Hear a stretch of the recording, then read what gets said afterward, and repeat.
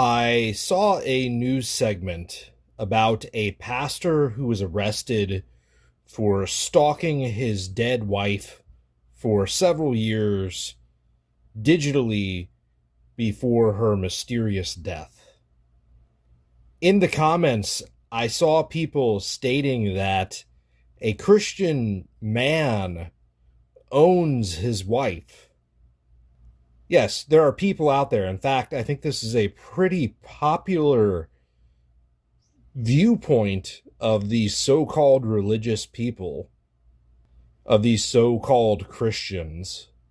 They actually think that. They actually think that's what the Bible says.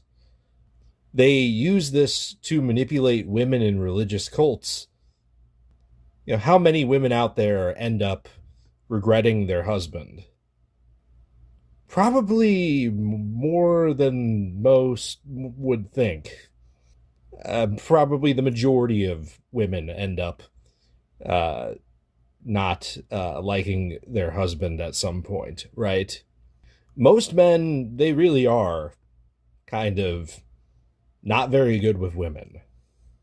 And you can talk a whole lot about the implications of that in psychology and how that expresses itself. But let's focus on what the Bible says.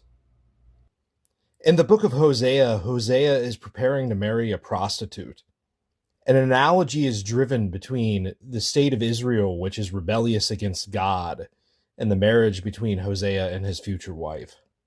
The Jewish people were rebels against God, and one day they would return to God, is the message.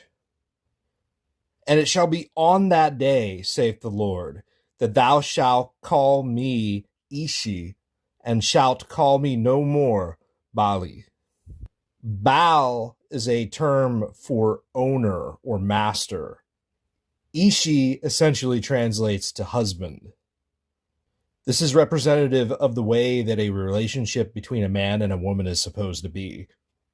One of loving consent, of willing submission to the husband, just as the Jewish people are supposed to be willingly submitted to the will of God, which is for the good of all. So yes, women should be willingly betrothed to their husbands. But this is a voluntary relationship. The nature of marriage is supposed to be such that the woman wants to be with the man because the man is good to her.